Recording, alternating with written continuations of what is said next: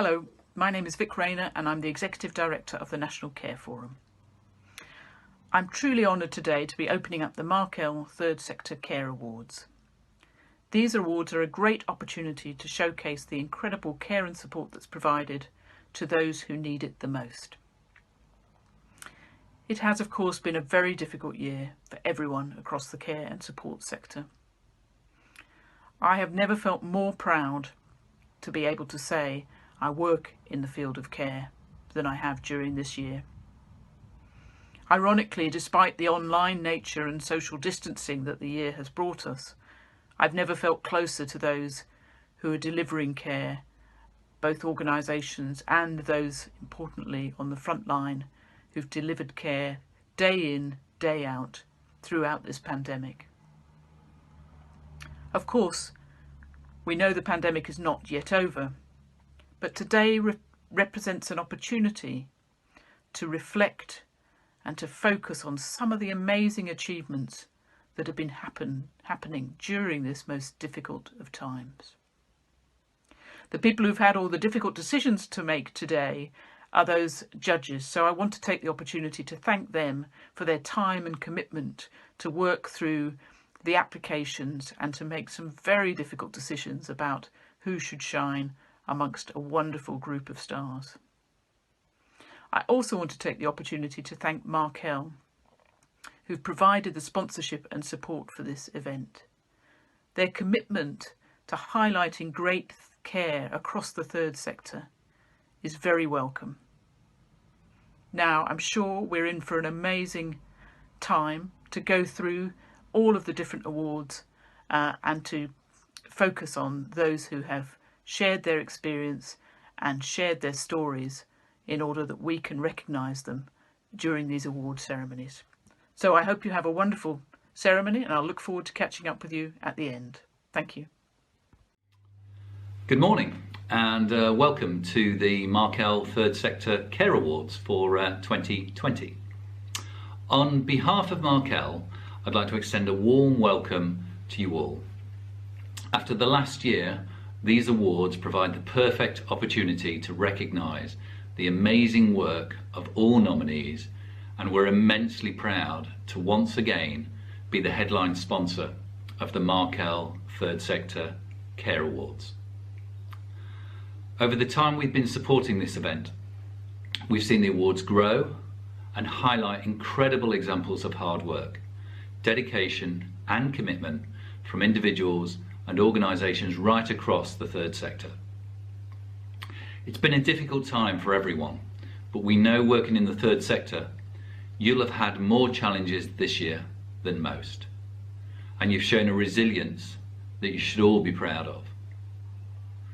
Markel is widely recognised as a key supporter to the care sector through the provision of specialist insurance, legal, tax and consultancy capability. And one such capability we provide to the sector is our specialist care consultancy, which is there to help across a range of issues such as risk management, inspection preparation and business continuity planning, something which has been invaluable to care organisations during the current unsettled climate. The values behind our UK business are centred on expect more. There is no doubt that those have been put forward for awards today encapsulate this philosophy on a daily basis. Though planning proves more challenging in today's uncertain political and financial environment, the energy and vision within the sector does not waver. Whether that is planning to develop new services or working in collaboration with a new partner, diversifying funding, investing in staff, or strengthening your board. The ability to look for diverse ways to support people and improve what you do when faced with increased demand, even as budgets tighten, is truly inspiring. This often goes unnoticed, but today is about recognising the organisations and the individuals who positively influence people's lives on a daily basis. It's therefore a real privilege for Markel to be supporting the care sector more widely, and especially here today. I'd like to wish the very best of luck to all our finalists. Thank you.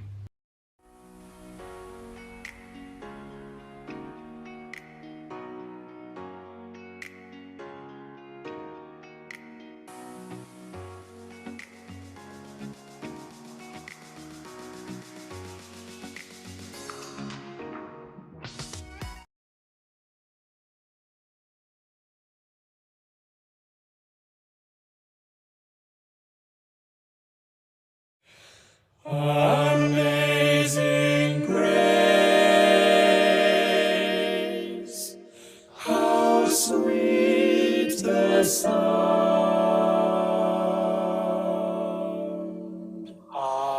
Amazing grace, how sweet the sound that saved a wretch like me.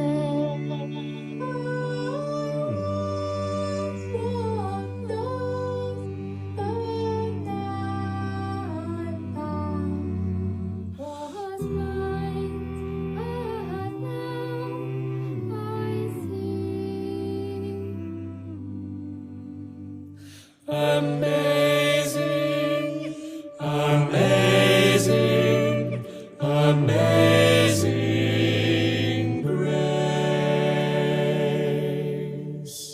'Twas grace that taught my heart to fear, and grace my fears relieved. How precious did that grace appear the I first believed. Amazing, amazing, amazing grace. Through many dangers, toils, and snares that we have already come, that 'twas grace that brought us safe thus far, and grace will lead us home. Amazing, amazing, amazing grace.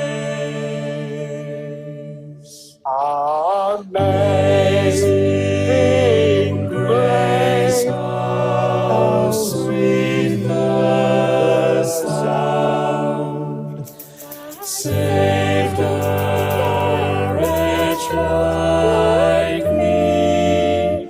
I once was lost, but now I'm found. Was blind, but now I see. Was blind, but now I see. Now I see.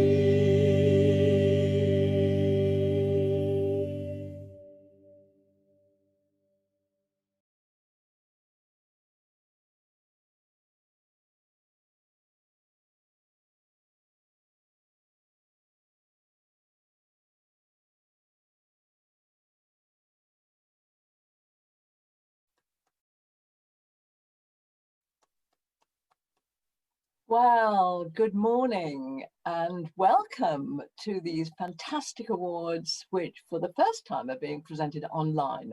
My name's Esther Ranson and I'm here with my daughter.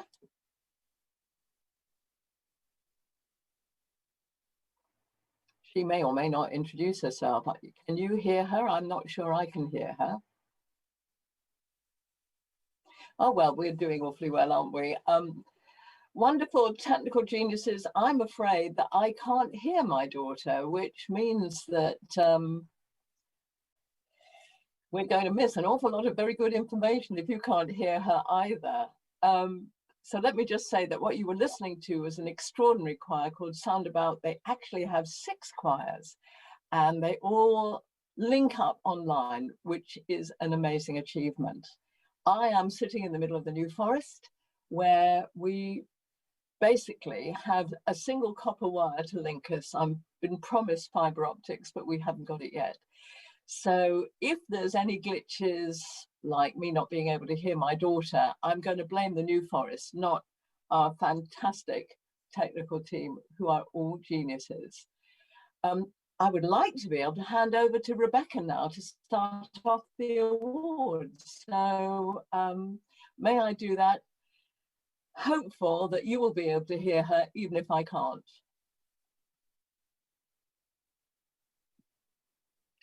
Sorry, Esther, I think we've lost Rebecca. So we're just rejoining the call with Rebecca and then she will be with you, okay? Well, we seem to have lost Rebecca. So let me tell you about the first award of the day, which is the Compassion Award.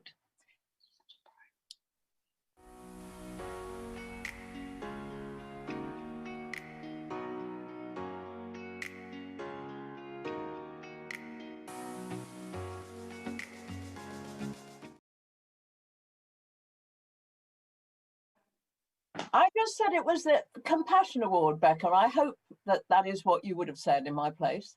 It is. I'm trying to have compassion for my internet service provider right now. I don't feel it. I'm so sorry for that. I know that Esther, my mother, being a professional, will have done brilliantly. I have now got rather sweaty armpits and here I am back in the room. But yes, our first award, and thank you for having me, is the Compassion Award. Now, this award celebrates a team or individual that consistently demonstrates compassion to those they support, going above and beyond responsibilities of their role to ensure people feel safe, respected, and dignified. The finalists in this category are Gladys Nicola, Monet Lodge, Intergenerational Music Making, and Sarah Costa, Quality and Customer Relations Manager at Outlook Care. This award is presented by Jill Ramsden, Professional Lead for General Practice Nursing at Leeds Community Healthcare NHS Trust, and one of our wonderful judges. Hello, my name is Jill Ramsden. Until recently I was a care sector lead working across northeastern Yorkshire for NHS England and Improvement. I can't tell you what a privilege it's been to work alongside the sector. I don't need to tell anybody this year how painful and how harrowing it's been, but it's brought the best out in us too. Like no other year before, we've really learned to work in unimaginable and thinkable ways to support the people that we care for. It's brought out the 6 C's in us like never before. The 6 C's being care, courage, communication, competence, commitment, and compassion. As a nurse, the 6 C's remain the cornerstone of my practice, so it's an absolute pleasure to be able to present this award. About the award, the judges said that this year the winner emulates the very real spirit of the sector. We were blown away by the nomination and the interview. The tireless, empathic and unwavering attitude towards the people that they work with is just incredible. It was clear to see the value that this winner adds to their organisation, but more importantly recognises that very much it's those small things that we do for people. I'm absolutely delighted to tell you that this year's winner for the Compassion Award is Gladys Nicola.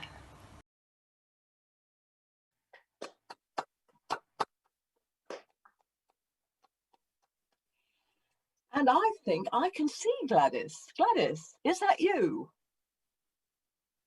Can you hear me? Is there somebody else from Monet Lodge or is it Gladys? Gladys at Butlavine next to me. Yeah.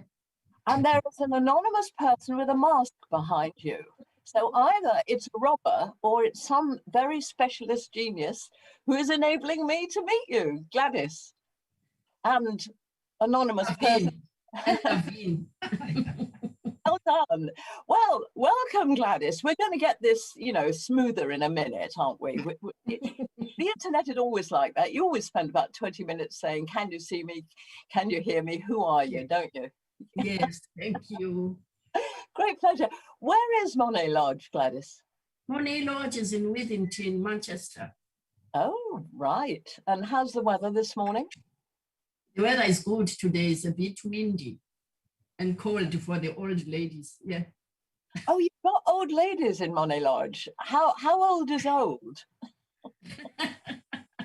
The one in front of you. Yeah. It's 5. And I'm 80, so there we are. We're all old together. So how many people are there in Monet Lodge? At the moment, usually it's a 20-bedded unit. But at the moment, we have got 18. Yeah. All right. Okay. And they're older people, are they? Yes, older people, some not so old, yeah.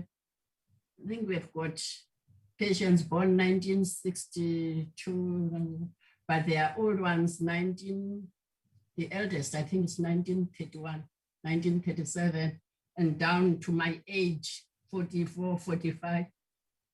Yeah. Right. And are they suffering from an illness or a disability or special needs of some kind? They are suffering from Alzheimer's, most of them. Oh, right. Yes, one learning disability, yeah. Some personality disorder. Okay. Now, some people, Gladys, would think that this is very tough work and wonder, you know, why do it? Why do you do it? I do it because I like it. It's in me. I like nursing. I chose it because of circumstances. I was a teacher before. I can't spend time without helping anybody, whether I'm on holiday. I feel satisfied to give my help to a needy person, whatever way. I find it easy in this country because there are resources. I can practice to my satisfaction. There's a lot I've learned in this country. That's why it appears as if I'm doing my best. I've got a good team with me. We communicate, they get the best, I can say so. We are supported by families. We've got good families. It's just like a home.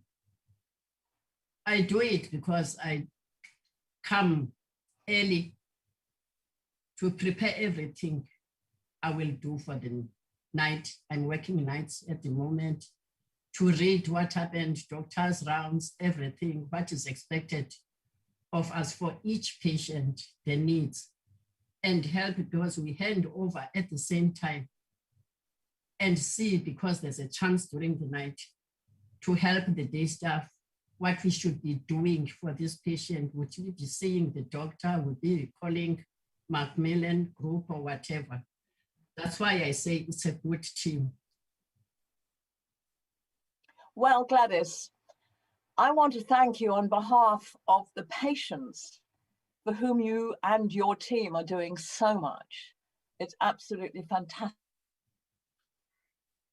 Families who must be so reassured and so happy to know that their loved ones are in such good care. So thank you on behalf of the patients, thank you on behalf of the families, and many, many congratulations on winning this very important, valued award. Well done, Gladys. Thank you very much. First and foremost, I can get this moment of thanking the organizing team, the Markel Third Sector Care Award really you are encouraging me and my friends. I thank Mark, Joby, patients. I thank patients and families. City of Manchester, head office for making space, they have supported me. BBC, radio, Manchester Evening News, Women's Weekly. Now stop for a moment. Stop for a moment, because this is turning into an Oscar ceremony. You know, when the stars stand up and thank everyone else. I'm sure they've all done wonderful things for you, Gladys. I would like to thank them on your behalf, but actually this is your moment. So on behalf of everybody else, thank you so much, Gladys. Thank you for joining us. And now I'm going to hand over to my daughter, Rebecca, to take us to Award 2. Oh, thank you. Thank you. I hope you can hear me or see me. My internet is still proving to be problematic. I think my children are homeschooling. I'm trying to ask them to get off the internet in the politest of terms. It's not working, but here we go. As long as you can see me. Next up, we have our award for community engagement. This category celebrates services and people who are working with local businesses and communities to develop relationships with positive outcomes for all. The finalists in this category are Intergenerational Music Making, MCR Pathways, and Barnsley Dementia Gateway Service. Here to present this award are the fabulous Paul Whittock and Monica Parrott, Royal Hospital Chelsea pensioners, who once again have been part of our wonderful judging panel. Community Engagement Award. The judges said about the winner. This winner achieved what often seems an impossible task. It has pulled together multiple providers and formed a great connection with the local authority.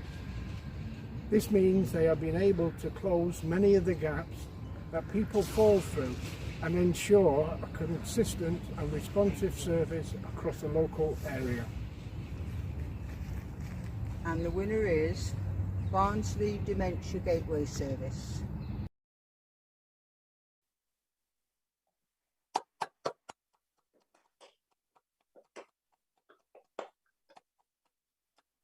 Hello. Oh, I'm absolutely delighted. Thank you very much. I accuse you of being Kath, are you? Kath? I am, yes. Well, I'm delighted you're delighted, because we're delighted on your behalf. Now, tell us exactly what you do at Barnsley Dementia Gateway Service. You provide some sort of link, do you? I work on behalf of Making Space with 5 local charities. I need it. Age UK, the Alzheimer's Society, BIADS, Butterflies, Crossroads Care. We came together 2 years ago, but actually we've really come into our own during COVID, and we were absolutely determined to reach every person living with dementia in Barnsley and their carers. Right now, there are 1,900 people living with dementia in Barnsley, but the NHS estimates 3,000. So it's an enormous task, and we were determined that people wouldn't slip through the net. We put on an event a year ago because we could see that there were some great things happening, as we do for events like this. We wanted to celebrate everything that was going well in Barnsley as opposed to what wasn't working, and in so doing, raising dementia awareness. And so we created the Best of Barnsley Dementia Care Awards. Never done it before, and we copied all other award ceremonies just like this. And we thought, oh, we're going to celebrate normal people working in hospitals, care homes, home care organisations, volunteers, people in church. We're going to celebrate as many people as possible, and we're going to get money from local businesses, and we're going to tell everybody what's working well in Barnsley, and then we might just get some agreement as to what we need to do for the future. And it was fabulous, yeah.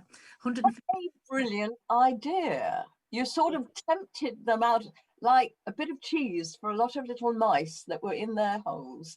And you tempted them out with the lure of the awards, which of course they richly deserved.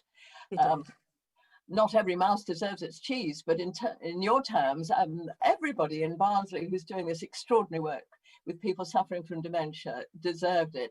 And that way you got them in one place at one time, and you could nail them down ask them questions, discover what they needed, and then your Yeah. challenge was to supply it. And just like today, all people wanted to hear about was what people did, and they wanted to hear about the people up in front of them. And Yes, great way of celebrating different services and finding out. It was a real tearjerker of an event. We made it as glamorous as possible, and there were balloons everywhere. We went mad on the food, and it was a real luxury event for people that had never had anything like that before. So we're definitely going to keep so doing it. lovely. And it may be that some of our audience listening to us might think, well, there's a thought for us. When people are actually allowed to meet again in the same place, balloons, good food. Oh, why not? Yeah, why not? So are you still able to work, still able to link up with all the people you need to talk to in spite of the lockdown? It was very remote at first, lots of phone calls, but a lot of the people that we work with aren't that digitally aware at the moment. We've made great inroads to helping people becoming more digitally competent, but we're still going into people's homes with all the right COVID PPE and the risk assessing each situation, and I'm still doing lots of one-to-one work. We're desperate to get people back into groups and celebrating with some live music. We've got great plans, and the minute this lockdown is lifted, we can get rolling again. But what's really nice is that the award ceremony is only part of it, but we've got a greater understanding now of the appreciation of work that people do in care homes, appreciation for home care staff, how difficult it is in each other's sectors, and that's going to really help us move forward in the future, I think. Well, please will you pass on to everyone our congratulations for winning this prestigious award. Well deserved. What a brilliant creative idea, and how marvelously well you are building on that initial event. Oh, thank you very much. Many congratulations from all of us, and good luck. And here's to the moment where we can all actually meet. Thank you you so much. Thank you. Yeah, and thanks to Markel. Back to Rebecca. So our third award of the day is recognising leadership.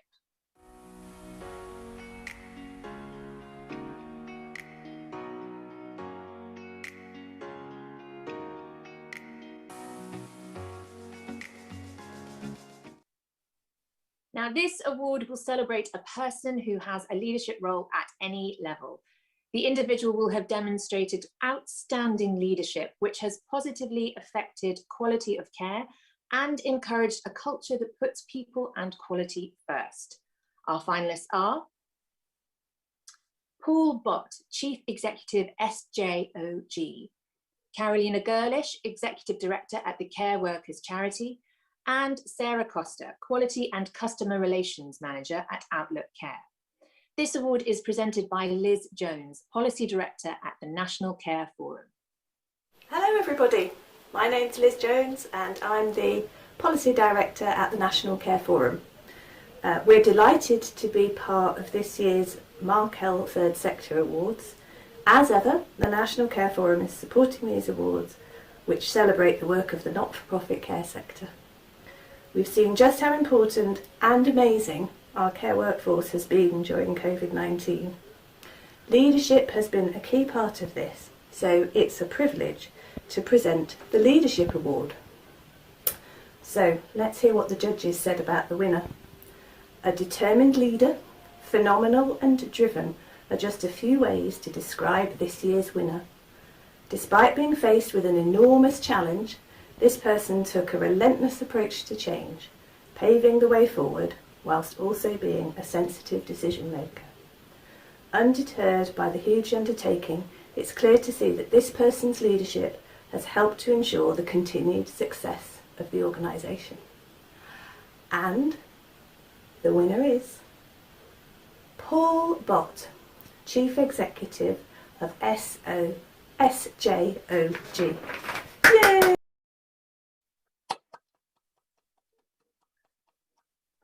Paul, hello, good morning. Are you muted? I can certainly see you. And I'm dying to know what SJOG stands for. So if you could write me a small message, or can other people hear Paul? Because I certainly can't. Not I'm Michelle. afraid I can't either.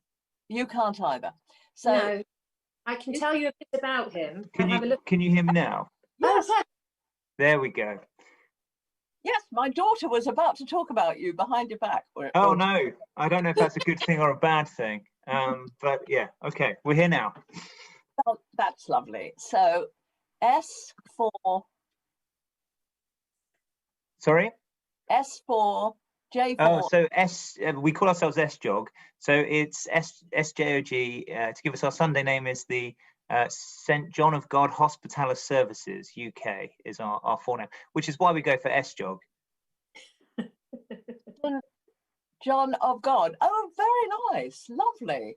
Yeah. Okay. So as a charity, we can track our roots back 500 years to a man who was homeless who just started to help other people, and so we've been providing services in one way or another that's changed over the years, but our purpose has remained constant, which is to be of need where we can be. And where are you? So I'm based in Scotland, so I'm just outside of Edinburgh at the moment. It's a beautiful blue skies, snow on the ground. It's lovely, and but we're based in Darlington as a charity. And you work with homeless people? We're quite a diverse organisation. So historically, we supported people who have disabled people, so learning disabilities, and people with physical disabilities. More recently, we work with people who are homeless, and the largest area of growth for the organisation is around supporting people who've been subject to modern day slavery. So we're now the largest provider of safe homes to people who have been trafficked or subject to modern day slavery. Heavens, what a challenge. How you make them aware that you are there as a resource, how you spring them from whatever situation they're in, which is treating them like slaves. So we work as part of a network. So we work with the Salvation Army and 11 other organisations, and through that we have links to the Home Office. So working alongside government really to support people and support people at a time of crisis, to start rebuilding their lives. Absolutely. I have met a kid who was shipped over to Britain to do a cannabis farm in a perfectly ordinary looking terrace of houses, in which one of them had no people but many plants. And as you say, having to rebuild your life when that's all you've known for some time, it must be so difficult. It is. I mean, we have great people working in the organisation. So I'm fortunate to have a really great group of colleagues, and we're growing and we're continuing to grow. The need is we can't develop services fast enough, and we 2 years ago we had 19 beds supporting people. We now have 151 around the country. And we have just started services in London and the Northwest as outreach services supporting people in the next stage.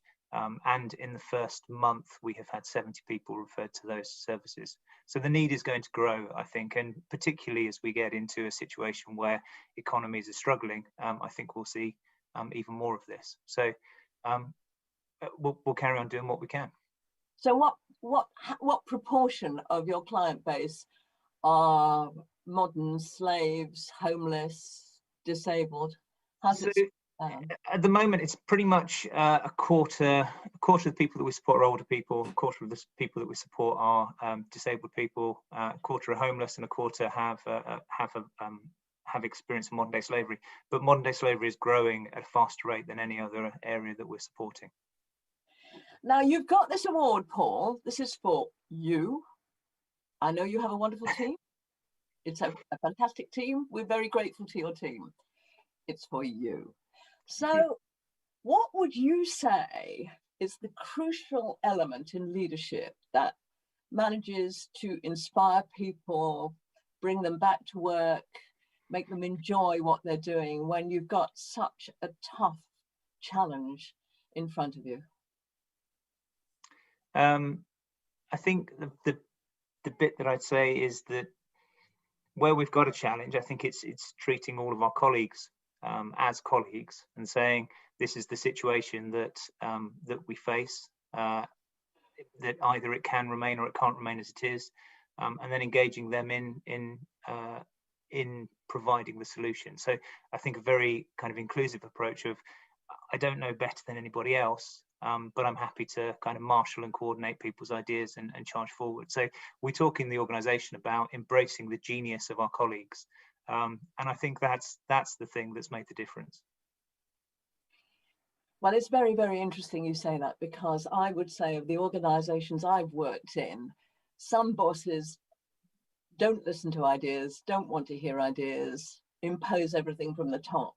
For me, the most rewarding bosses I've ever worked for made me feel that I was more skilled and more creative than I thought I could be. And that seems to be what you're doing with your team.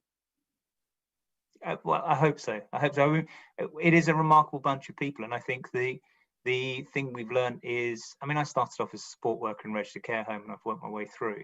The thing I've learned is that ideas can come from anywhere. All we do is we offer a structure to help people take those ideas through to implementation.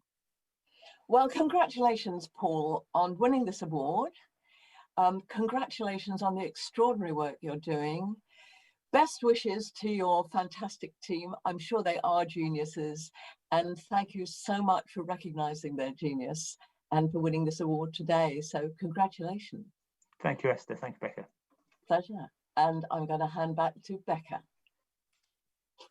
So our fourth award is the Technology Award.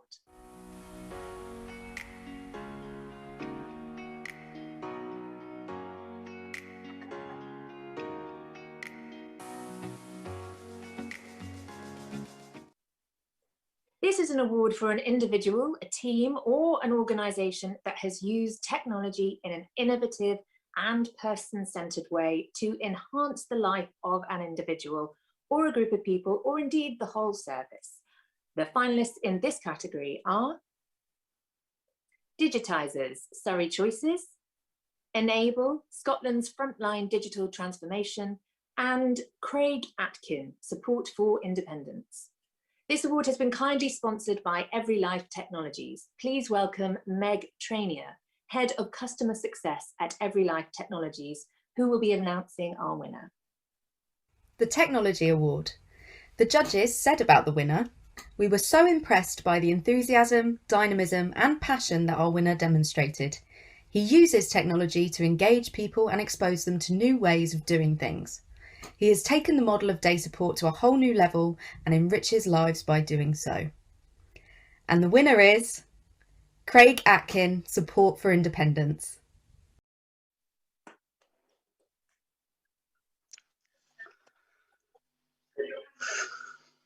Hi, Craig. Hi, thank you. Oh, congratulations. Well done. Where are you? I'm currently in the workshop at the moment, the day service. In the office. In what town, village? Oh, it's in Northampton. Oh, right. Lovely, Northampton, and congratulations on your workshop. Thank you very much. I have no idea, Craig, what you do. This may not be my best subject, so you have to tell me. We work with brain injury, learning disabilities and mental health. And we created a workshop that does, there's lots of day services, but we've created a workshop that does real skills. So we take their passion and their ideas and we make it real. So like we've got all commercial laser machines, stuff like that, and we've set them up in their own little business doing personalised gifts. So they're getting skills that we've set up an app with them that they wanted to do to make their lives better. That we obviously take their passion from it and turn it into a reality and all kinds of things. So it's it's skills they can take and use in the real world. So how long have you been going? The company's been going 11 years, but the workshop's been going about 3 or 4 years. And in that time, how many people have you worked with? it's probably 40 or 50 people, if not more. But at the moment, we have about 20 that attend. Do they come in every day to work on whatever you are creating together, or do they make a single visit? How does that work? No, some come in every day, some come in certain days, and we design what we do through the day depending on what their abilities are and what they can want to do. So some want to do electronics, so we're building robotic stuff, and then we put that into the woodwork, and then we do all kinds of things. And like I say, the app that they done was their idea, and then we just helped to make it real. So you've got a myriad of projects all coming out of the workshop where we see you now. Yeah, it keeps us busy. What a wonderful, inventive, personalised project you run. Congratulations, Craig. Thank you very much. You must get a lot of satisfaction out of it. Definitely. It's the I think a lot of people come here and they don't know what they can do. A lot of them think they can't do anything, and then we show them things and try different things out, and then they might go, we like to do something, but it's to see that smile on their face or the end result of them, even if it's something more than they were able to do. It's that side that makes it satisfaction. So if I were to ask you, looking back over the 3 or 4 years that you've been doing this, is there one particular moment that you look back on and you think that was a real achievement? Who would have thought that could have? I think the app that they've wanted to do to improve their lives, and we only completed that last year, and that's only just gone live on the app stores and all that lot. But that's hopefully going countrywide with a bit of promotion once we finish promoting it. And they've created that to give them more independence, so they're not relying on as many people. And it's skills we take for granted that like they don't, if that makes sense. Absolutely. What's it called, this app? It's the IA app, the Independence app, and it's stuff like things like if they're out and about and they're counting change. So there's a little. We contacted a company who made games and that. We got them to help us make a game that it's not a game. It's like a feature that allows them to move the coins that are on the screen, and it tells them how much change they've got in their pocket. So if they're at the coffee shop and they don't know, a lot of the time they have to ask or pay with notes or card, and they have pockets of change. We've done animation videos for crimes, so that they're aware of that and safety. And we've got safe places for the whole of the UK, where they can go and be safe if they want to, and get some help if they're on holiday and they get lost or scared or something. So there's quite a lot to it. It's a sort of one-stop shop. Fantastic. Well, it's quite clear that you listen to your clients and you create something very personal and very effective for them. So on behalf of everybody you're helping, not only the people in your workshop, but in the wider world that you're going to have such an impact on, many congratulations, Craig, and well done for winning this very important award. Thank you very much. Back to Becca. Cheers. And now we move on to the Creative Arts Award.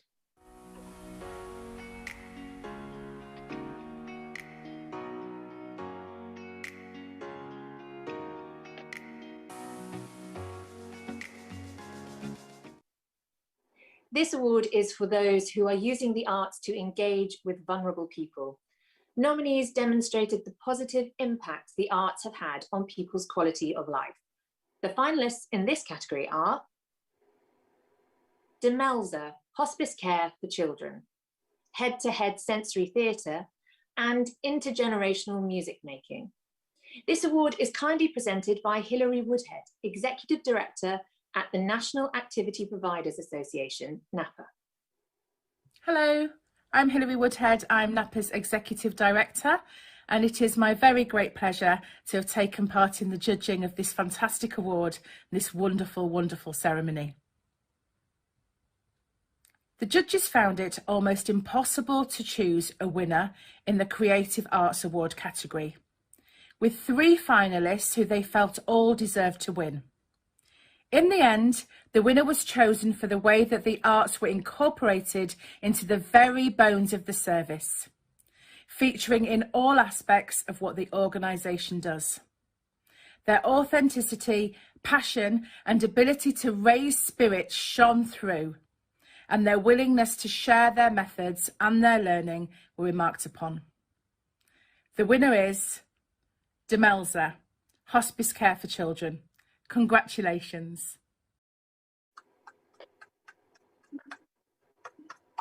Thank you very much.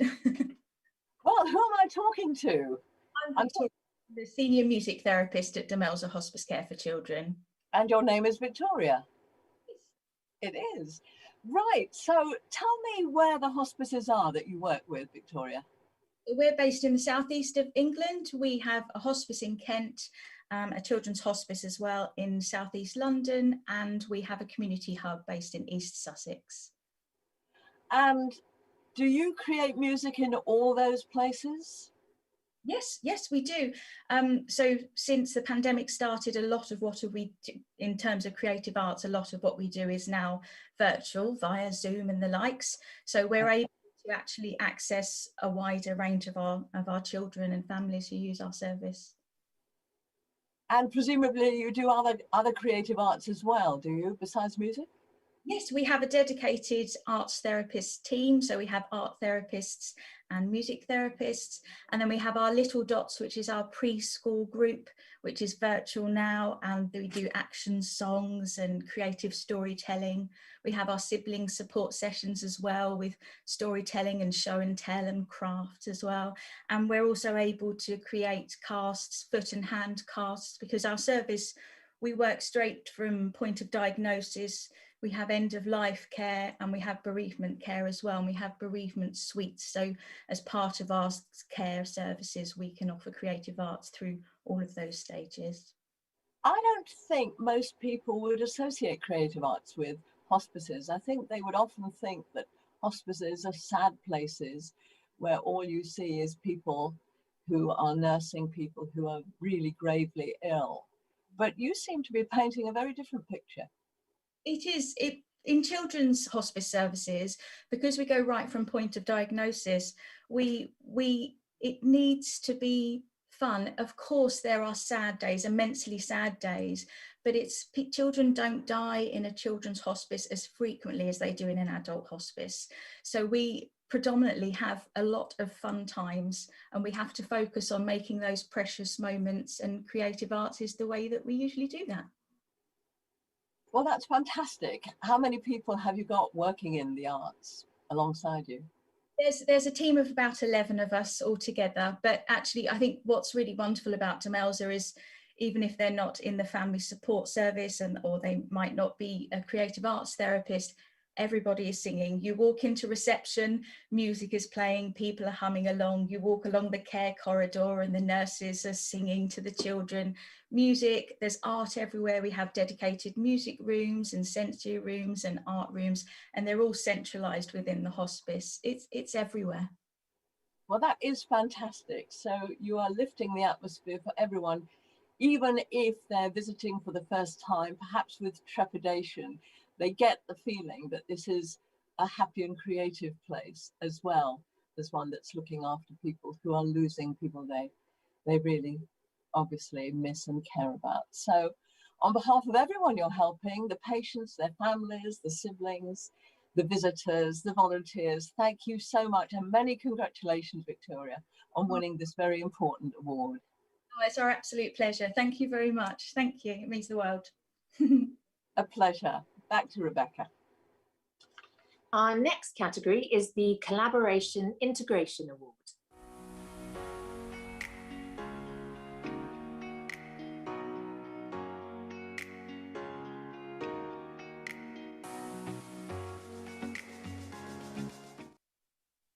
This award recognises ways of working in partnership with other organisations or services, achieving outcomes for people using services that otherwise would not have been achieved.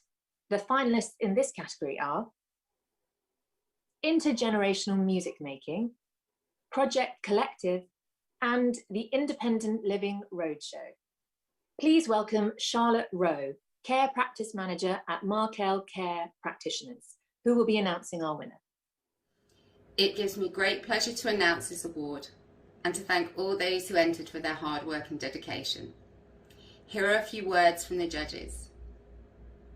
If we were in any doubt about the power of collaboration before, this organisation shone a spotlight on how it can transform activities and build long-lasting connections. People who use the projects lead the way in creating a diverse range of partnerships across Liverpool outside of the world of social care. The test of a partnership is during a crisis. Lockdown and COVID-19 did not get in the way of the work, and together through their established networks, the partners were able to share information and keep people connected. And the winner is Projective Collective. Congratulations.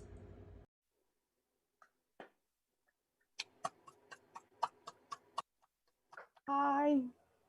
Hello, Christine. Hello, and this is Tom, who's one of our steering group members who helps us run the group. Hello, Tom. Hello, how are you? I think I'm okay, actually. A bit on the chilly side here in the New Forest in Hampshire. Is it a bit chilly where you are? We are on the Wirral. Well, I should think it's bleeding cold there, is it? Yeah, it's freezing out there. Tom lives right on the front, so he's got all the seashore, so it's going to be really chilly and windy there today, I think. Beautiful, but a bit on the cold side, I imagine, Tom. Is that right? Yeah, absolutely. Yeah. So now, Christine, you are collaborating. You're winning a prize for collaborating. Heaven knows collaboration can be challenging. And you collaborate with Blue Rooms. Yep, so Tom is a member of Blue Rooms. What's Blue Rooms, Tom? Blue Rooms. Liverpool. It's like shall we say now? It's like art studio. Yeah. I get it. Looks lovely. Tate Liverpool, Mencap Liverpool, and Sefton, Acorn Farm. Yeah, that's like a service that supports people with horticulture and things in North Liverpool. And so they've been involved with us, yeah. And Natural Breaks. Yeah, so Natural Breaks are very similar to Options, where we're two providers commissioned in Liverpool to provide support to people with learning disabilities, and we collaborate with them to make some great pieces of artwork, don't we, Tom? Yeah, like as in you know the words masterpieces. Yeah. So, Tom, have you got your booklet of Made from Scratch to show everyone what we've been working on in lockdown?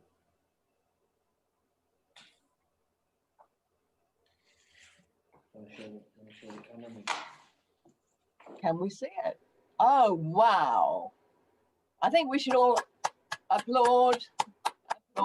Excellent, excellent, excellent. Now, Christine, I'm going to ask you a difficult question, okay? I have been to Liverpool and the surroundings quite often in my working life. And it strikes me, to forgive me if I'm making generalizations, that people from Liverpool have strong views, lots of energy, and may not always agree with each other. Okay? And you have won an award for collaboration. Yeah. So do you ever have arguments together? And when you do, how do you resolve them? Well, I actually think that we all came together because we're on the same page with what we wanted to achieve. So although we might disagree at times, I think we are all very respectful of other people's views and opinions, but we start from the same place, which is a person-centered approach to people living their lives to the full and being involved. So that's why Tom's here today to help accept the award with me, because it's not really just my award, it's all the people that are involved in Project Collective as well. And the organisations, the 6 of us, we came together because we all really enjoyed a project at Tate that was run by Project Artworks, which is a Hastings-based company, Hastings-based art studio, sorry. And their exhibition was Illuminating the Wilderness, which was really highlighting the importance of people experiencing things for themselves and things being accessible and made accessible for people. So I think because we'd started all from that place of thinking that that was such a wonderful project, it's quite easy to collaborate, and we find it sort of really refreshing to work with like-minded people. So is it fun, Tom? Do you think it's fun having all this activity created? Absolutely amazing. Yeah, Tom's a very prolific artist anyway, so we really, all of our best ideas usually come from Tom. And we should also, Tom, mention the other two people that help us in the steering group as well, Martin and Lewis as well, who... Oh yeah, Martin and Lewis, yeah. Yeah, they help Tom sort of steer the group, and we do great big activities for lots of other people that are supported by those 6 organisations to get involved in. Well, that's brilliant. So congratulations, Tom. Thank you. First on your talent and your creativity and your brilliant art. But secondly, you and Christine, congratulations on winning this very challenging award. Collaboration is not easy, but you make it sound easy. So many congratulations from everyone here. Oh, thank you. Pleasure. And now I'm handing back to Rebecca. And can you believe we are already halfway through? What an amazing group of people we've seen amongst our finalists. A huge congratulations to you all, not just the winners, of course. Before we move on to the next award, we have a brief interlude by way of a return to a group who some of you may remember.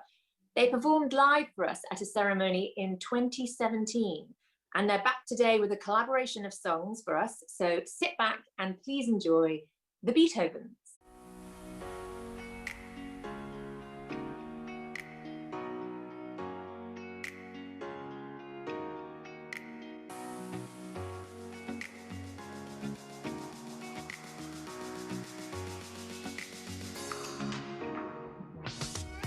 Should have been invented. The cost of them is always going up in a puff of smoke, smoke, smoke. People smuggling cigarettes in the airport. Backstreet sellers are illegal.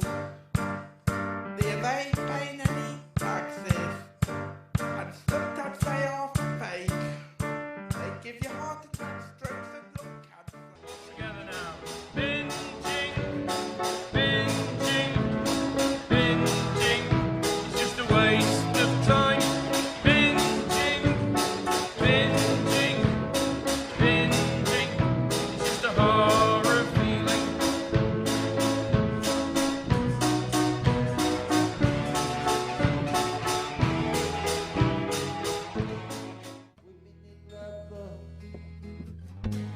Better forgotten, silky and pointy. We meet Susie. The sun makes me happy. It brightens me up. It keeps me warm. And oh, so cold. Oh,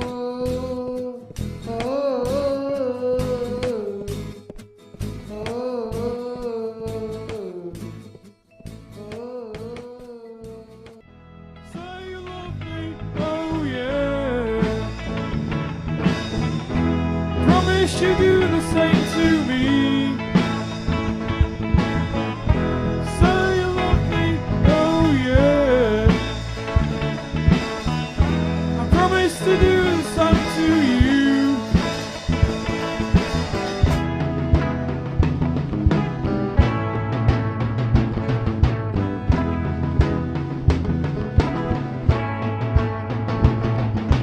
Got it going on, my leader of God, and I packed it up till I'm saying this way. But now you gotta drive me crazy. Take a feeling I can't explain right now. Oh my God, I say it somehow.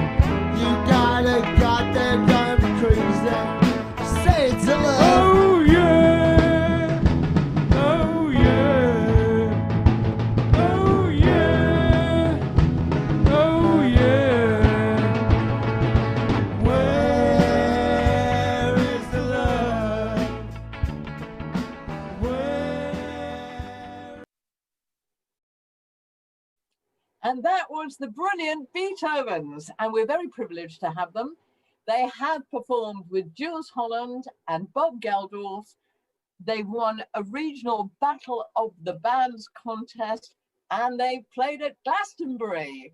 So congratulations, Beethovens, and thank you so much for that brilliant compilation of your unique twist of rap rock. And I hope I said that as if I was down there with the kids and understood a word I was saying. Rap rock. Do you know about rap rock, Becca? No, never. It was all classical music in my youth, wasn't it? Yes. Hardly. Wasn't it nice to see everybody sitting so close to each other and not a mask in sight? Oh, those were the days, weren't they? But it is remarkable, I mean, as we saw at the beginning of the awards, how people can create choirs online and they can create this collaboration and this wonderful artistry, even if we can't meet each other in the flesh. You and I haven't met each other in the flesh for how long? A really long time. I'm actually sat next to your Christmas present, which the children keep trying to unwrap for you, but they don't want another cashmere jumper. Anyway, the time will come when we can all open our Christmas presents. I've got some Christmas presents for your kids where our Christmas tree used to stand. So one day we will be in the same place. Meanwhile, yes, hopefully we'll be at this awards event one day when we can all be in the same room having a delicious meal and applauding each other. Do you think we're doing the right thing, Bex, to applaud? Well, yes, very much. I'm trying not to make a noise because it can affect some people's speakers. So I'm doing a strange non-touching clap. But shall we move on to award number 7? Right. Now, this award is for dementia care.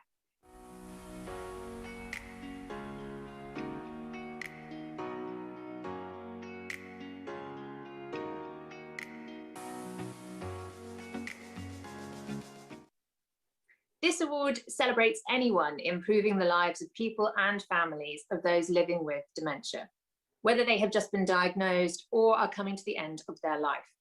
Nominees had to demonstrate how they have included people with dementia, their carers, and communities in developing local services.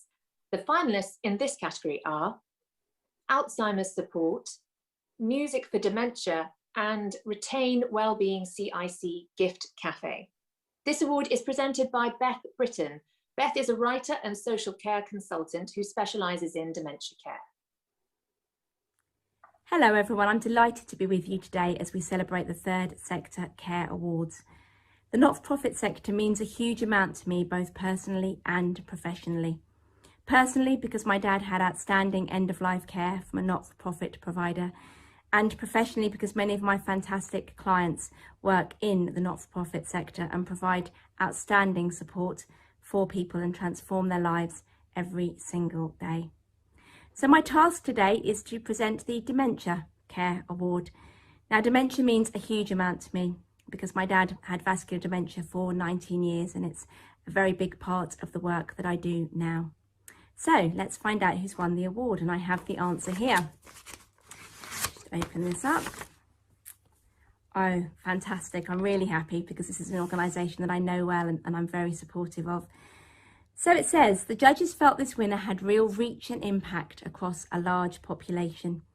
It was accessible for so many people and had the potential to impact on people's lives at a national level.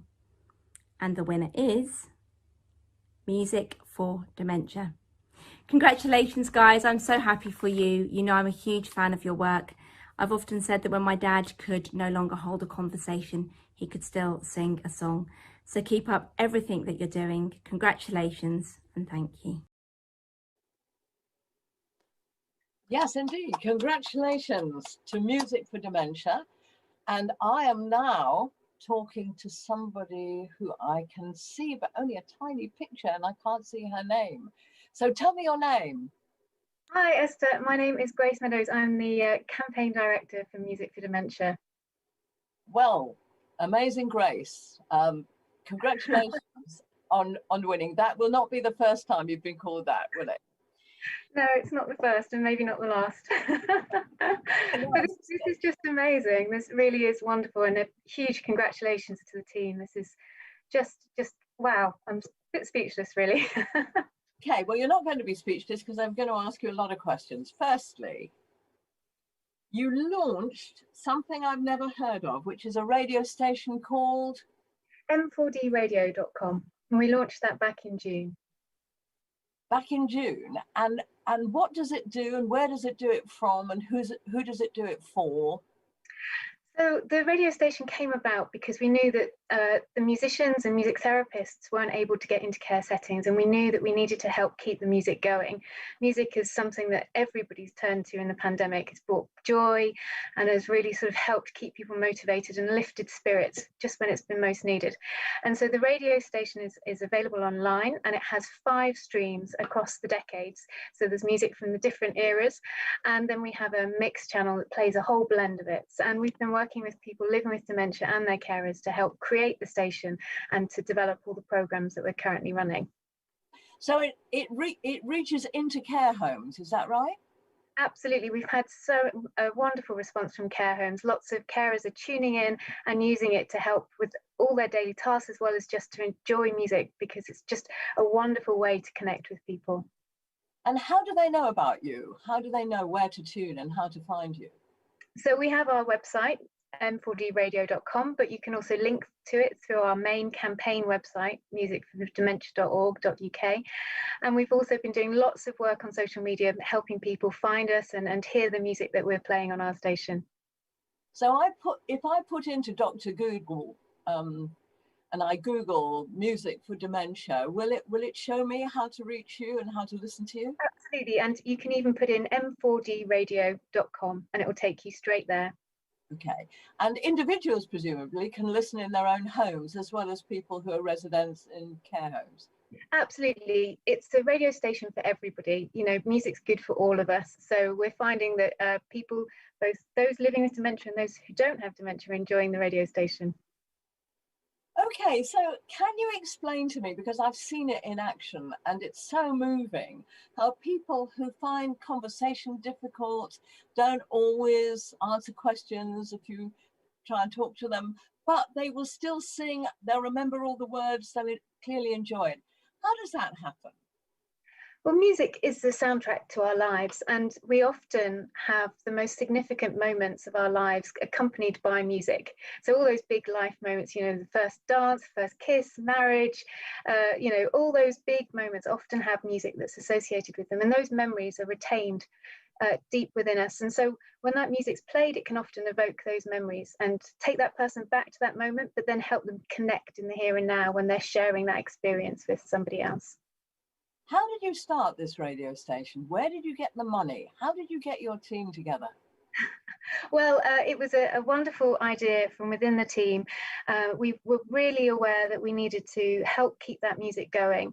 And so we got online like this and said, look, what can we do? How can we help the music keep flowing while we're in this pandemic lockdown? And so we furiously worked online together and came up with the station. And we're very fortunate that we have philanthropists Neil and Nikki Utley supporting the campaign, and they have generously supported the development of the radio station.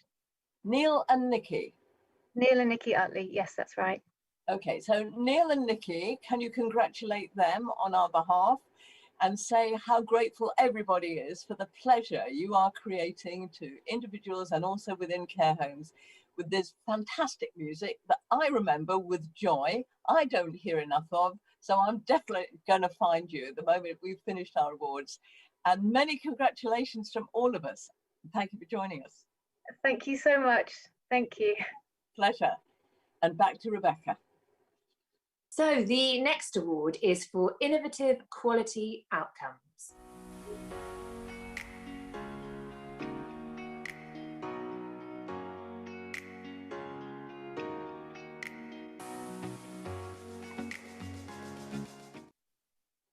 This award recognises an individual, a group or organisation finding new ways to achieve quality outcomes that make a difference to the lives of people using services. The innovation could be a small, significant change or a complete change in practice. The finalists in this category are Music as Therapy International, the Care Workers Charity, and St Luke's Hospice Heart Partnership Project.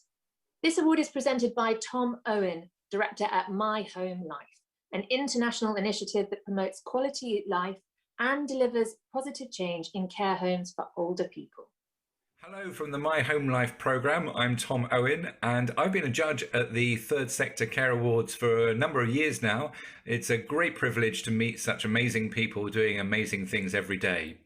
I've been asked to read out the winner for the Innovative Quality Outcomes Award. And just to say a little bit about what the judges said about the winner of this category has made a huge difference to the sector, a passionate team with a can-do, will-do attitude which deserves to be recognised. This organisation is helping to create much needed support, and the judges would also like to recognise the inspirational leadership behind the team, a safe pair of hands who is evidently striving the team forward to success. And the winner is, wait for it, the Care Workers Charity.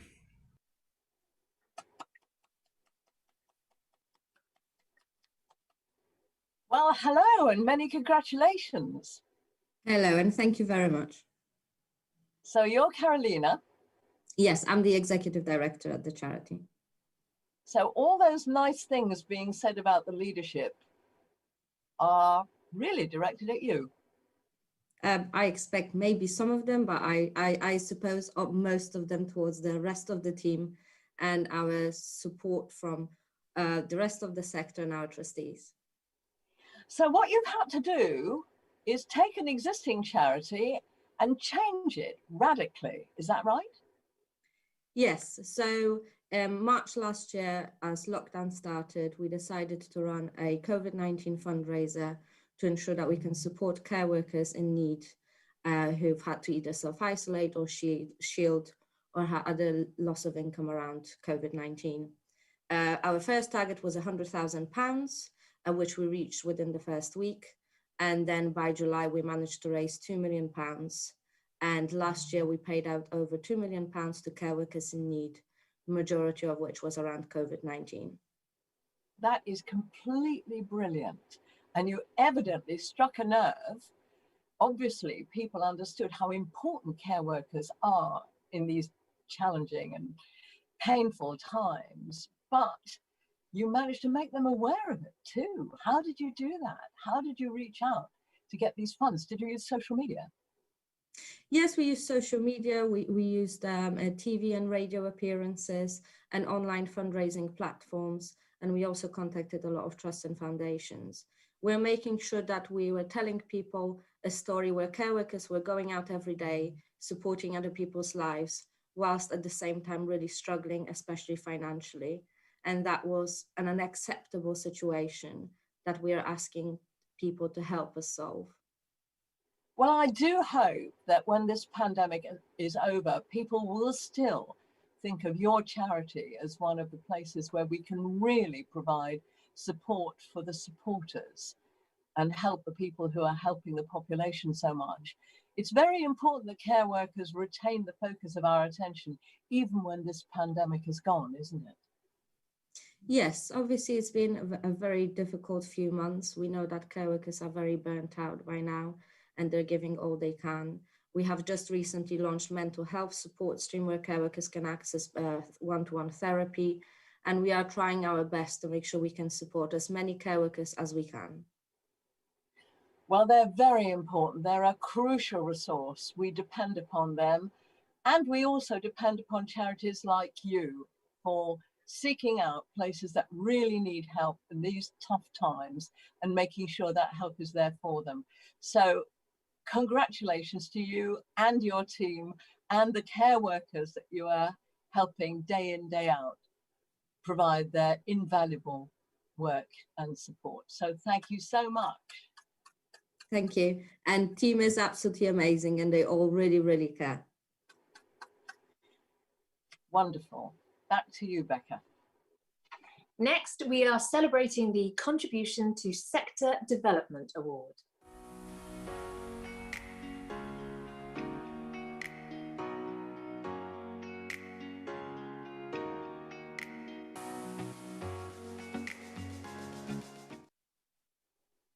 award recognises an organisation that has developed models of care or research which are shaping the sector. The finalists in this category are Evergreen Care Trust, Future Roots, and St Luke's Hospice. Presenting this award is Wendy Cotton, Technical Line Manager in Social Welfare at Markel UK, our wonderful headline sponsors. It gives me great pleasure to announce this award and to also thank those who entered for their hard work and dedication. Here are a few words from the judges. Sometimes the best ideas with the biggest impact are so simple. This project is just that, an inspired idea that is improving the experience for those in their last year of life by coordinating care and support. They're supporting people to have real choice over the place of care and death. They not only support the person and their family, but they share their expertise with support services like the London Ambulance Service. They give confidence to everyone around a person at the end of their life to help them focus and support people to do the right thing. And the winner is St Luke's Hospice. Congratulations, everyone. Well, many congratulations. Thank you so much. So, Charles, where is St Luke's Hospice? Well, it's quite confusing because I think there are about 5 or 6 St Luke's hospices around the country and we are not connected to any of them. So Okay. St Luke's Hospice is based in northwest London and we serve 2 local communities in Brent and Harrow. Ah, so it's disgraceful. I didn't know you were there because I have spent many years in northwest London. And I gather from Esther, when lockdown finishes. Okay, I will certainly come and visit you. Now, this obviously implies that you are doing something different from many hospices. What is it that you're doing that is so different? So I think people always associate hospices with inpatient beds and the building, but actually only a very small percentage of our work happens in the building. Most of the people we look after are at home. And being at home, they can be much more vulnerable. They haven't got doctors and nurses and therapists around them 24 hours a day. And sometimes they need help. And often the person they turn to in a crisis may well be the ambulance service. And a few years ago, we set up a 24-hour-a-day support line, helpline, manned initially only by nurses, but in the last year with nurses and medical consultants. And we provide support to any patient or healthcare professional or relative who requires advice. But the work that we presented here was where we provided that advice to the London Ambulance Service, because it may be them who get called. And we just said, London Ambulance, if you're called out and you feel that it would be helpful to get some advice in order to keep the patient at home, call us.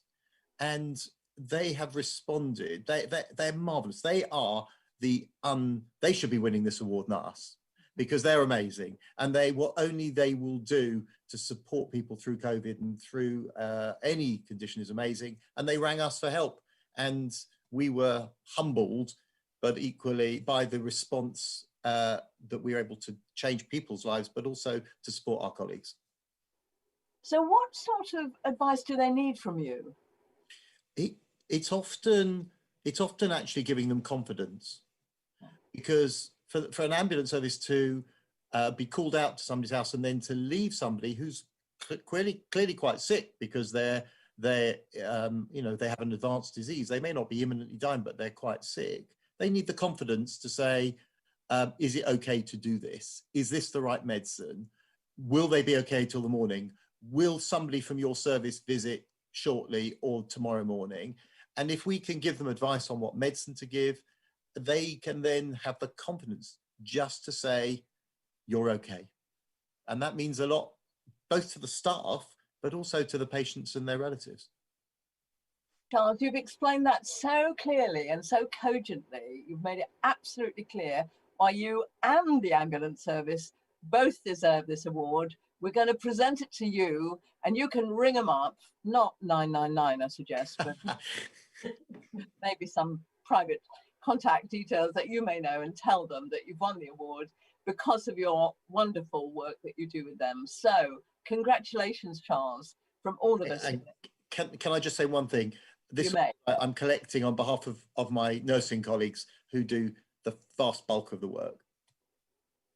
No, you mayn't say that at all, but we've heard you say it. Listen, everybody who's created this brilliant project and this innovative idea deserves this prize, and please talk about it from the rooftops so that other hospices can see and other ambulance services can profit from your example. Well done. Thank you. All of you. Well done. Back to Becca. We now have an award for end-of-life care.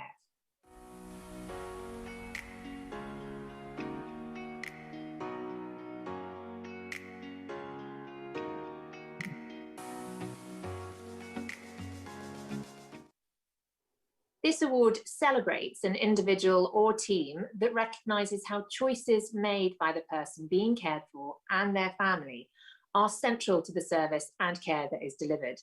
This involves reflecting fully on what is important to the person at the end of their life.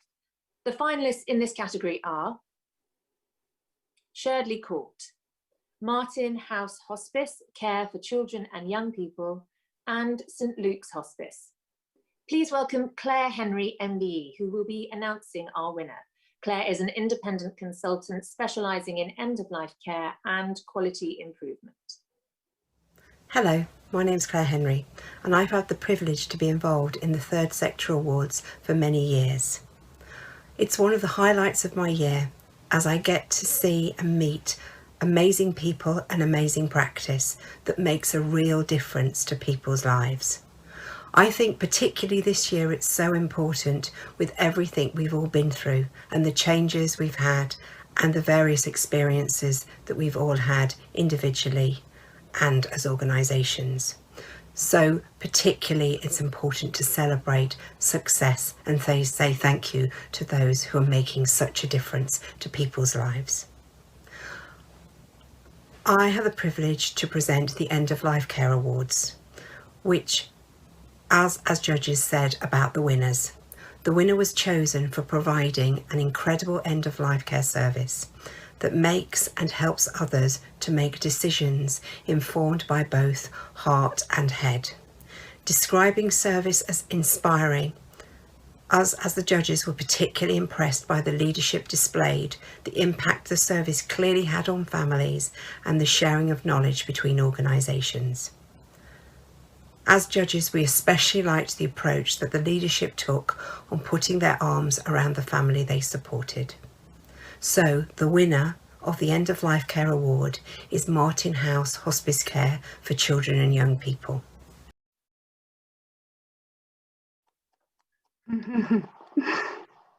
Well, many congratulations. You're Vicky.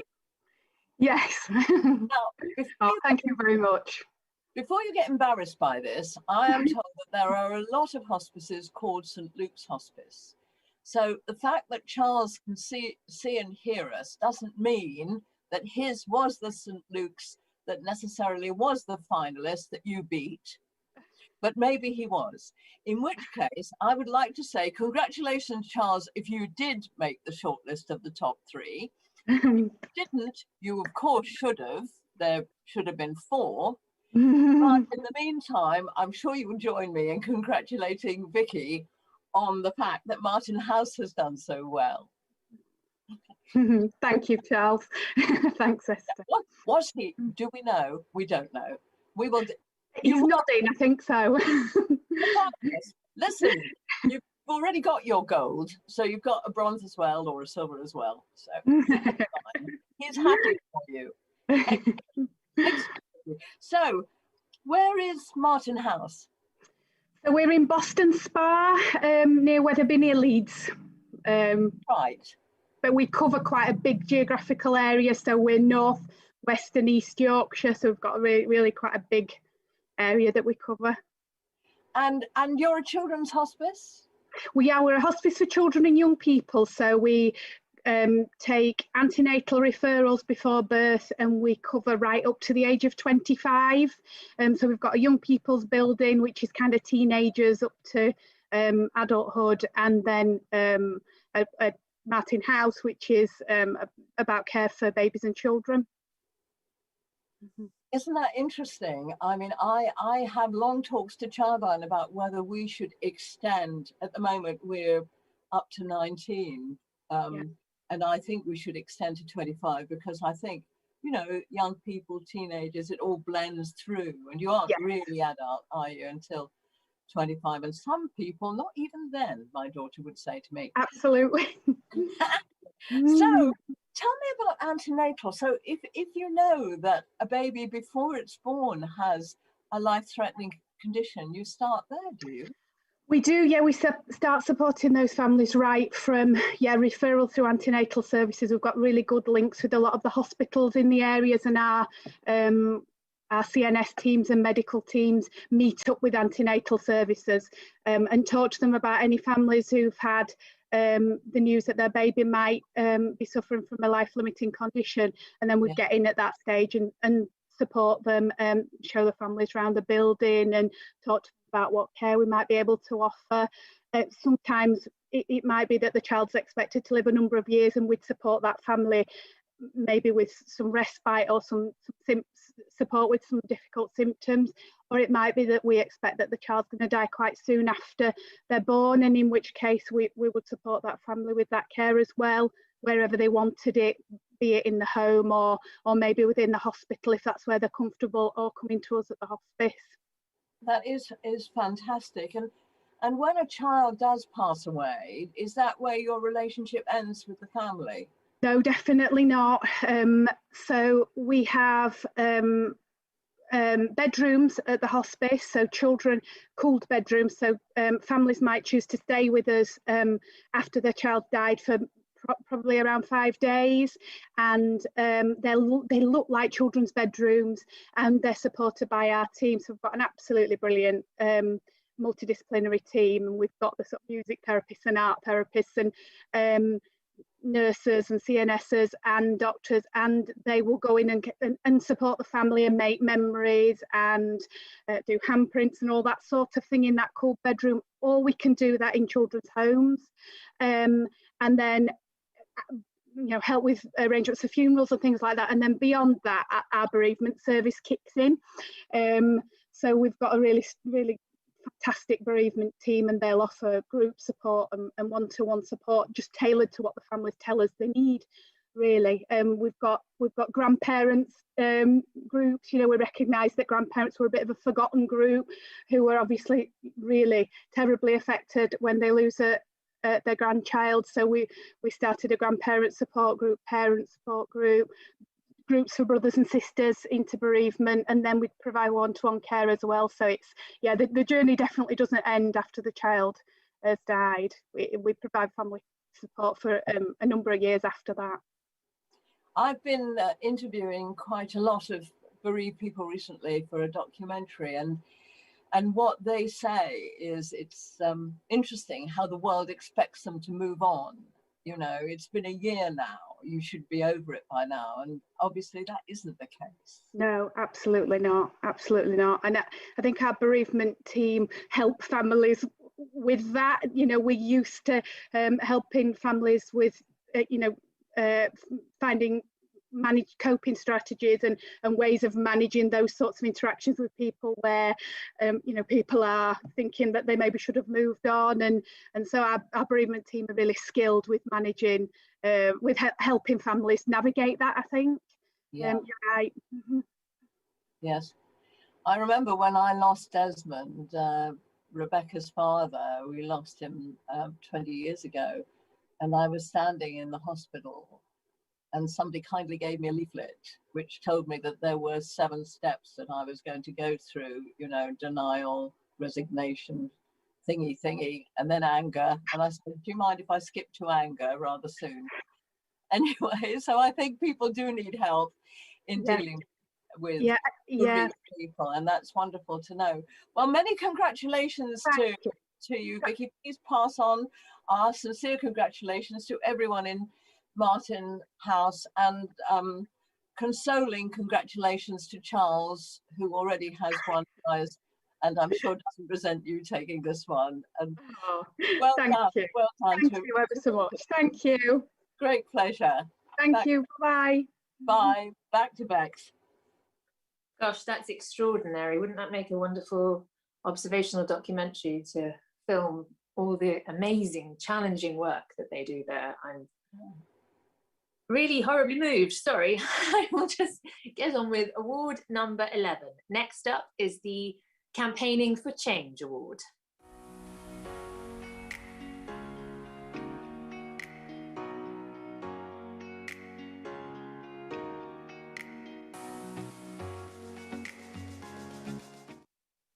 So this category celebrates a person or an organisation of any size that is campaigning to raise awareness. This could be for something that needs to be changed or promoting a topic to gain more public interest or funding. The nominees showed us how they are spreading their messages and the outcomes that they are hoping for. The finalists in this category are Aspen Charities, #Care for the Carers campaign, and Intergenerational Music Making, Care to Create. Here to present the award is Kim Arnold, who is the National Lead for Experts by Experience at Choice Support. Hello, my name's Kim Arnold and I'm the National Lead for Experts by Experience at Choice Support. What I want to say is what an honour it is for me to announce the winner for the Campaigning for Change Award. The judges said the passion and commitment to change of these winners is extraordinary. They have identified a problem that they cannot walk past and have pursued their cause relentlessly, engaging with both ministers and the wider government to lobby for change. And the winner is Intergenerational Music Making, Care to Create. Well done. Congratulations. Wow. Thank you so much. God, it's a bit emotional, isn't it? So, Emily Abbott, is that you? That's me, yes. Hi, Esther. Hi, what a pleasure to have you here. I'm delighted that this prize has come your way. I can't quite believe it. It's been such an incredible just being part of this and hearing it all. It's quite emotional just seeing, you know, what everyone's doing. So thank you so much. We're so grateful. There are so many wonderful ideas, aren't there? I've been awestruck, as I am every year, by this creativity, the innovations, things that seem so obvious and yet that aren't obvious at all until someone invents them. Absolutely wonderful. So talk to me about your work. This is what you've been campaigning for change, this award is for. So what was the change that you campaigned to create? Yeah, so intergenerational music making, at the heart of it all is we want to bridge the gap between generations, celebrating, you know, the voices and the stories and the heritage and culture of both the young and the old. So obviously when the world turned upside down and COVID, the outbreak started, we were really passionate about, you know, finding new, really innovative ways that we could still support these people within the communities and through music and through creative arts.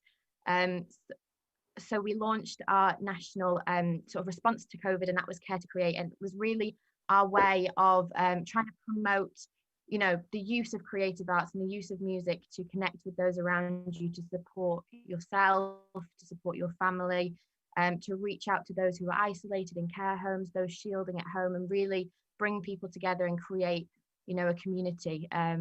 Yeah, I'm so sorry about the internet. I've been sat here in presentation and I think I'm all a bit dodgy. No, you're absolutely fine. We can hear you very well. But what I don't get is suddenly we're prevented from meeting together. We can't make music together. We can't do all those things together. So how did you get over that? Yeah, so yeah, obviously with COVID, it's really accelerated distance and disconnection, and it's very easy for us to just kind of fall back. But we were so extremely determined to find, these new ways of bringing people together, and we definitely, had our finger in lots of different pies, and we're trying to figure out the best way that we could use music to support people, and we came up with some really incredible ideas, with the support of our partners, and we talked to those on the ground, and wanted to hear from them what they needed so we could best respond and tailor our work to meet those needs. And I mean that what's come out of it is just incredible. So what do? You use this, do you? You Zoom a bit? So there's lots of Zooms, there's lots of Zoom parties, there's lots of, pre-recorded, there's a mix of digital and non-digital, home-based activities, virtual meet and greets.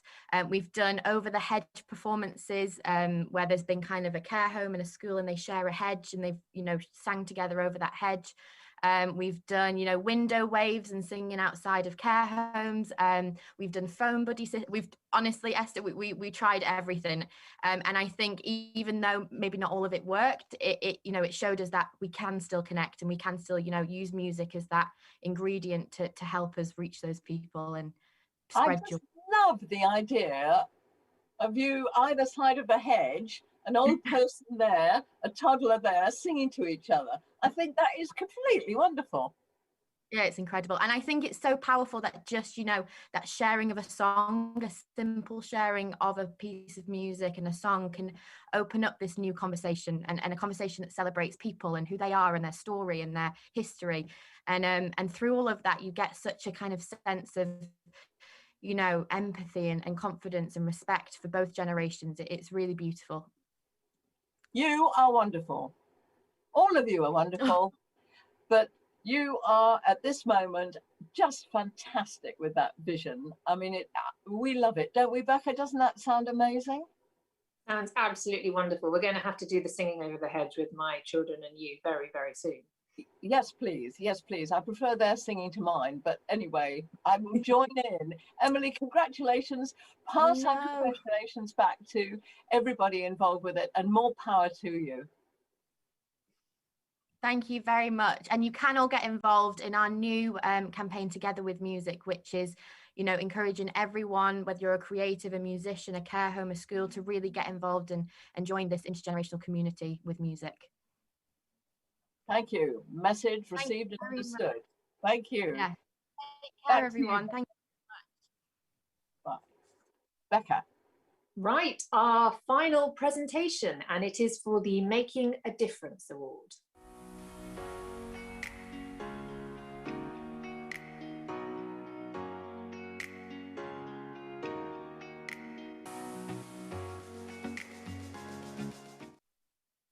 So the winner of this award should be outstanding and should have demonstrated effective leadership, which has significantly influenced outcomes for people who use their services, their families, and the staff. The finalists are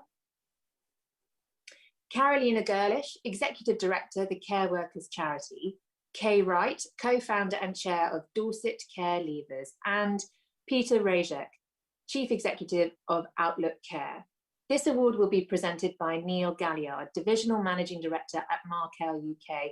We'd like to thank Markel once again for their generous and ongoing support that makes it possible for these awards to continue. Thank you so much. It gives me great pleasure to announce this award and also to thank all those who entered for their hard work and dedication. Here are a few words from the judges.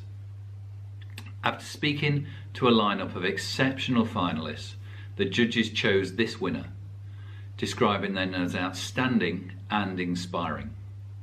They're making a change in an untapped area, and as well as having achieved an enormous amount in a very short space of time, their project has excellent room for growth. The winner was driven to bring about change and is building trust between vulnerable young people and adults. And the winner is Kay Wright, co-founder and chair, Friends of Dorset Care Leavers. Well done, Kay.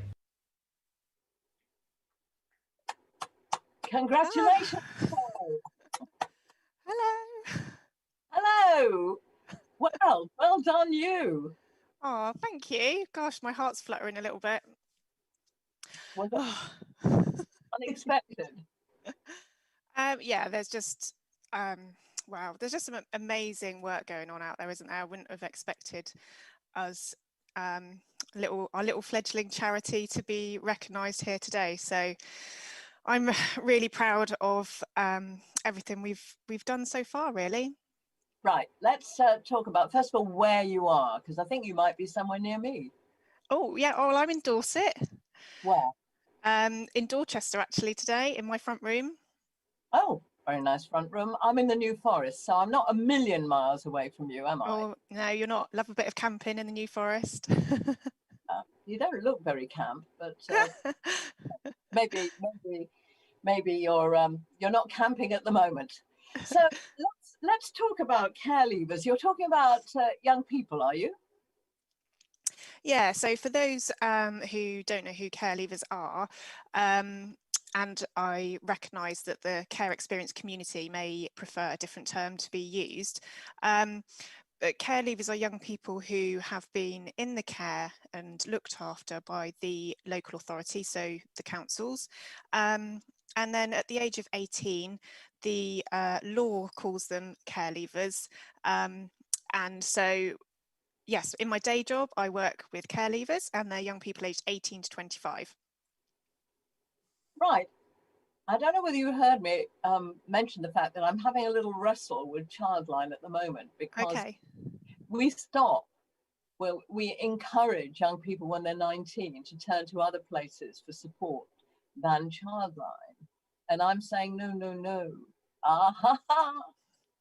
Right, Kate, at another time, you and I will meet offline and we'll have a little chat about this, if you don't mind. Because I'd love to, yeah. I think one of our frustrations is that, you know, services that are designed for adults to access aren't really suitable for young people who have experienced childhood trauma, and actually it's, you know, it's not good enough. The mental health support for care leavers is poor, and that's something we champion and challenge all the time on ground level. So yeah, it should be up to 25. Right. Okay, we'll conspire together, shall we? Okay, deal. And advance upon the NSPCC. Right. Okay. I worry about our care services. I worry that young people who, you know, for obvious reasons, enter the care services in quite a vulnerable state very often, or usually.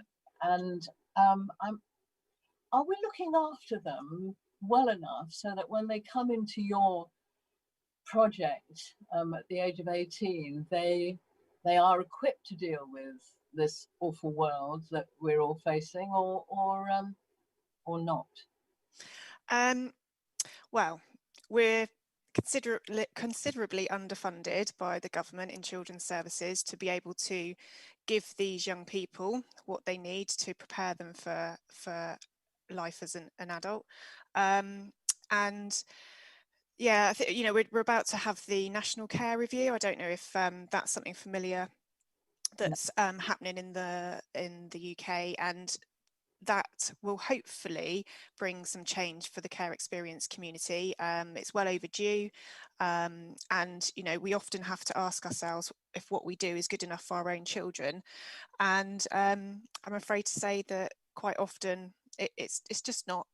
And I suppose that's why, as a charity, we were like, right, what can we do? Where can we plug some gaps where we feel that we can make the difference to the lives of some of these young people, and just, you know, do that exactly, really. And what are you able to give them? What are you able to do? Well, our strapline really is about reducing isolation and promoting self-worth. And you know, pre-COVID, we were only probably 8 months, 9 months old then, and we have done things like go to Go Ape and take a group of young people there, which is like high ropes and stuff like that, which is amazing. And these are opportunities that aren't provided for them in traditional sort of leaving care services. You know, the public purse doesn't pay for those opportunities. So we've done things like that. We've gone ice skating at Christmas. We've gone for Christmas roast dinners. And then COVID hit us. And so last year we were suddenly launched ourselves online, and we were doing bingos and quizzes, anything we could to bring young people together. And this month we're very much focusing on well-being and care. Everybody's very fatigued.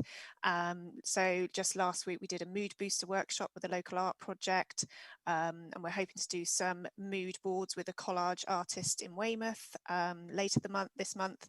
And it's National Care Day next week on the 19th of February. So another good opportunity for us to talk about children in care and care leavers and the care experience community. And we'll be giving our young people care packs this month, so a little bit of care for them, their body and their mind. How many kids are you working with? So there's a lot of care leavers in Dorset. I probably shouldn't disclose that figure because that's my day job. But in terms of our charity, over the year, our first year, we probably engaged with around about 90 young people. And that's doing lots of different things. So that might be doing like a giveaway, it might be doing an event, it might be just having a bingo night, whatever it is really. I was not assuming, I was thinking 20 or 30. Oh, so, no. 90. And that's just the ones that took part in what we offered. There's obviously many more young people that we're not reaching yet that we aspire to. And how big is your team in the charity? So there's myself and Catherine, we're the co-founders, and then Lucy and Tony, they're chairs, trustees and treasurer and secretary. There's about 15 of us in total on the committee, and we also have some care leavers as well that are part of everything we do. Well, let's hope that you can publicise what you're doing and draw attention to this gap so that you will have a sort of wave effect, including Childline, a wave effect everywhere you go, so that people recognise that actually little things, little treats, little events that make people feel that somebody cares about them. Absolutely. All the difference. Absolutely. Well done. Many congratulations. Thank you so much. A great pleasure. Thank you. Was that our final award, Becca? That was indeed. And so the bad news is that sadly we have come to the end of our awards presentation. Thank you so much for joining us today. And they have been as amazing as they always are. Innovative, mind-blowing, everybody with light bulb moments, and you think to yourself, how is it no one ever thought of this before? Good news is that we're going to hear from that fantastic group, Soundabout, that started us off on our wonderful journey together.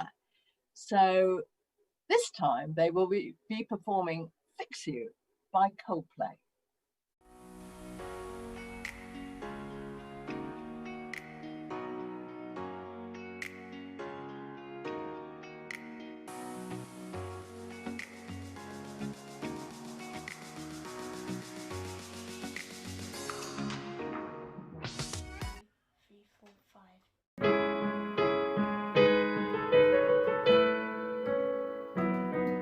When you try your best but you don't succeed.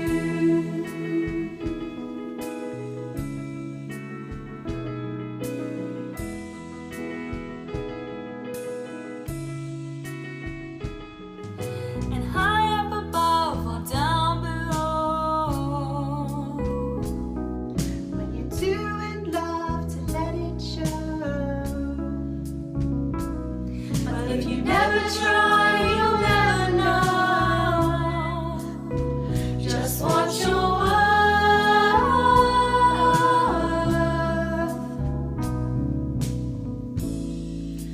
Light will guide you home and ignite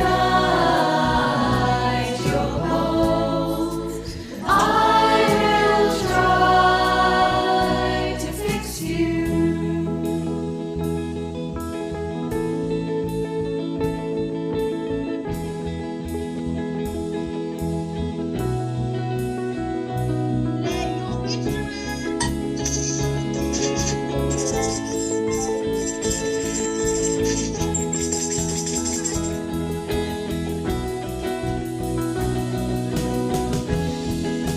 Tears stream down your face when you lose something you cannot replace. Oh, tears stream down your face and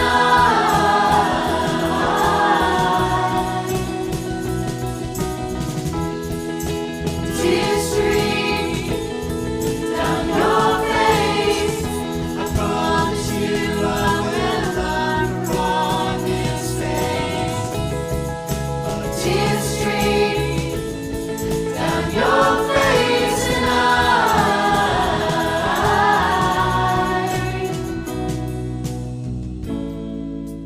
lights will guide you home and ignite your past. I will try to fix you.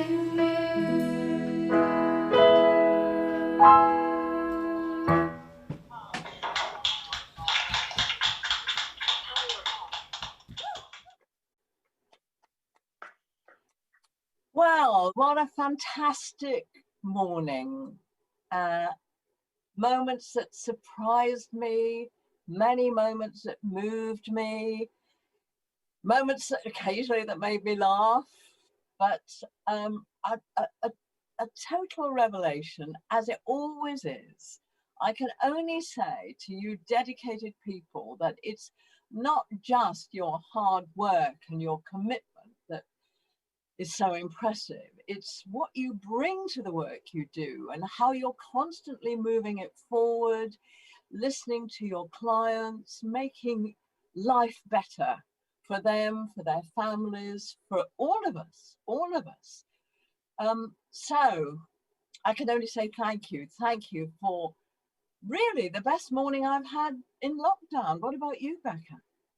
Well, from a purely selfish reason, it has been one of the most uplifting mornings that I've had, and I really, really enjoyed, appreciated, and I'm honoured to have heard all those stories. It was just fantastic. All the organisations, all the finalists, not just the winners. There are some fantastic people out there working incredibly hard in an impossible time, and I'm really grateful for you to share your story with us today. Thank you.